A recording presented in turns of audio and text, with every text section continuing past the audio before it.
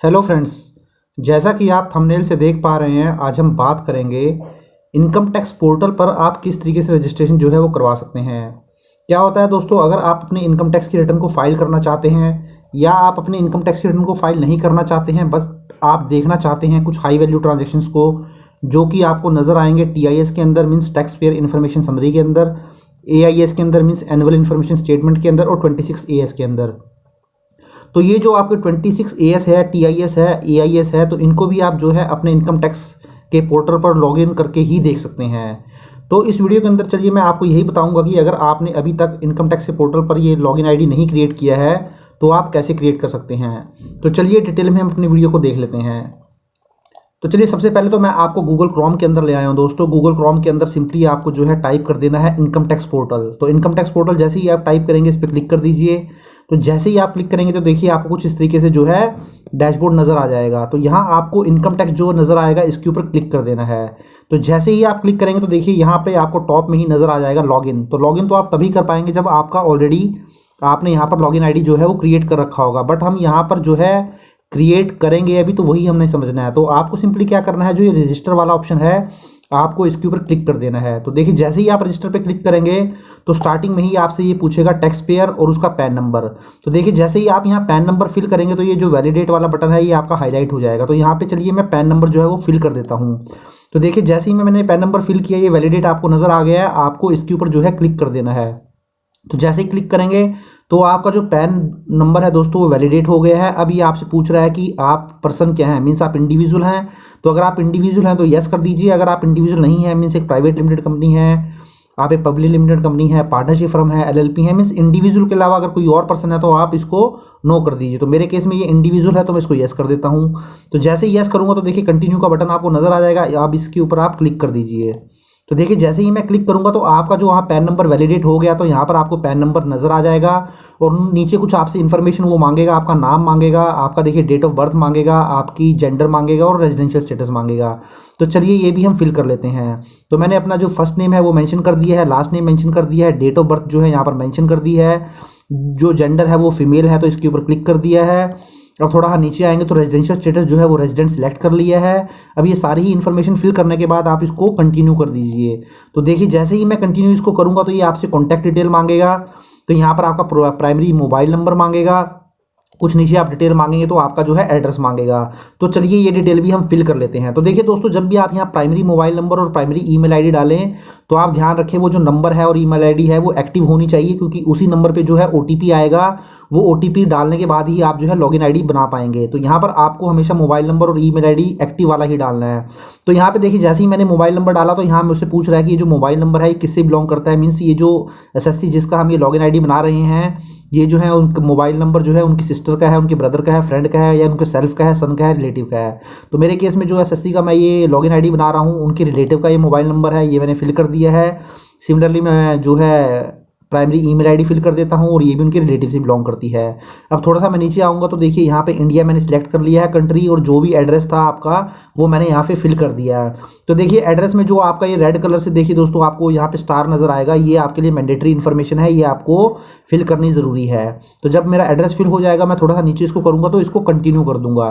तो देखिए जैसे ही मैं इसको कंटिन्यू करूँगा तो जो मैंने आपको बताया था दोस्तों, आपका जो मोबाइल नंबर आपने वहाँ दिया है, प्राइमरी मोबाइल नंबर और प्राइमरी ईमेल आईडी, उसके ऊपर आपको ओटीपी आ गया होगा। तो देखिए यहाँ पर मैं ओटीपी दोनों फिल कर देता हूँ, मोबाइल भी और ईमेल भी। तो जैसे ही मैं इनको फिल करूँगा तो देखिए कंटिन्यू का जो बटन है ये आपका हाईलाइट हो जाएगा। अब आप इसको कंटिन्यू कर दीजिए।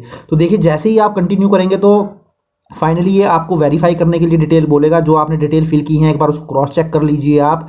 जैसे आपका पैन नंबर क्या है, नेम क्या है, डेट ऑफ बर्थ क्या है, जेंडर फीमेल है, रेजिडेंशियल स्टेटस में रेजिडेंट है। अगर आपको लगता है इसमें से कुछ आपने गलत फिल कर दिया है तो आप यहाँ पर एडिट में जाके उसको चेंज कर सकते हैं। तो थोड़ा सा नीचे आएंगे आपको कॉन्टैक्ट डिटेल दिखा देगा। तो जो प्राइमरी मोबाइल नंबर था आपका रिलेटिव का वो आ गया है, आपका जो रिलेटिव का ईमेल आईडी आपने वहाँ फिल किया था वो आ गया है, और इस तरीके से पोस्टल एड्रेस आ गया है। तो इसको भी एक बार आप कंफर्म कर लीजिए। अगर आपको लगता है कि आपने गलत कोई भी इन्फॉर्मेशन डाल दी है तो यहाँ पर आप एडिट करके उसको चेंज कर सकते हैं।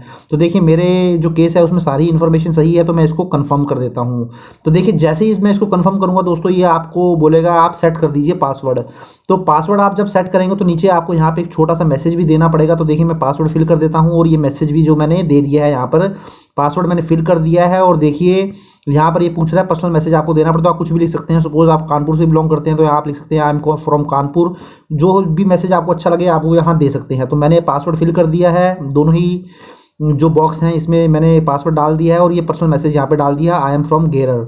तो अब नीचे थोड़ा सा आऊँगा और देखिए इस पर रजिस्टर पे मैं क्लिक कर दूंगा। तो देखिए जैसे ही मैं रजिस्टर करूँगा तो मेरा जो लॉगिन आईडी है वो क्रिएट हो चुका है, रजिस्टर सक्सेसफुली हो चुका है। अब देखिए बता रहा है your e filing portal user ID is PAN number. यहाँ पे देखिए पैन नंबर मेंशन किया, मैंने हाइड किया हुआ। तो दोस्तों जो आपकी यूजर आईडी हमेशा रहेगी वो आपका पैन नंबर रहने वाला है। और देखिए एक कन्फर्मेशन मेल भी जो आपने जो वहाँ जीमेल की आईडी दी थी वहाँ आया होगा और आपके मोबाइल नंबर पे भी आया होगा।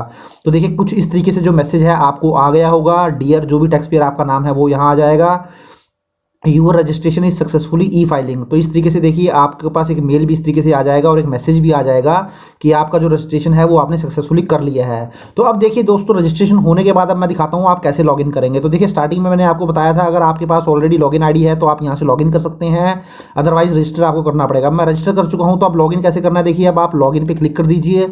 लॉगिन पे जैसे ही क्लिक करेंगे तो जैसे ही मैंने आपको बताया था कि आपका जो पैन नंबर होगा वही आपका यूज़र आईडी होगा, तो आप यहाँ पर पैन नंबर फिल कर दीजिए। तो जैसे ही आप पैन नंबर फिल करेंगे तो देखिए ये कंटिन्यू के लिए पूछेगा तो आप कंटिन्यू कर दीजिए। अब देखिए आपने जो वहाँ पासवर्ड सेट किया था वही आपको यहाँ फिल करना है। तो इसके लिए आप यहाँ पासवर्ड डाल दीजिए और ये चेक बॉक्स है इसके ऊपर टिक मार कर दीजिए। तो चेक बॉक्स पे मैंने टिक मार कर दिया और पासवर्ड फिल कर दिया और अब मैं इसको कंटिन्यू कर देता हूं। तो देखिए दोस्तों जैसे ही मैंने इसको कंटिन्यू किया है तो देखिए मेरा डैशबोर्ड हो गया है, ओपन हो गया है। तो ये वेलकम आ गया है, यहाँ पर नाम आ गया है, उसका ईमेल आईडी आ गया है, देखिए उसका आधार आ गया है और इंडिविजुअल के ऊपर नाम आ गया है। तो ये आपका इस तरीके से डैशबोर्ड नज़र आ जाएगा। तो ये तो दोस्तों बात हुई किस तरीके से आप जो है लॉगिन आईडी क्रिएट कर सकते हैं। अब देखिए लास्ट में मैंने आपको एक चीज़ और बताई है, एनुअल इन्फॉर्मेशन स्टेटमेंट। जैसा कि मैंने आपको स्टार्टिंग में बताया था दोस्तों कि अब आपने जब लॉगिन आईडी क्रिएट कर लिया है तो अब आप अपना 26AS एनुअल इन्फॉर्मेशन स्टेटमेंट और TIS टैक्स पेयर इन्फॉर्मेशन ये आप जो है चेक कर सकते हैं, क्योंकि ये जो है हाई वैल्यू ट्रांजैक्शन के लिए आपको चेक करना पड़ता है। देखिए कि मैंने छोटा सा यहाँ पे आपके लिए एग्जांपल के लिए लगा दिया है। जैसे एक मैंने यहाँ पे इसकी SFT इन्फॉर्मेशन चेक कर रहा हूँ AIS के अंदर और TIS के अंदर।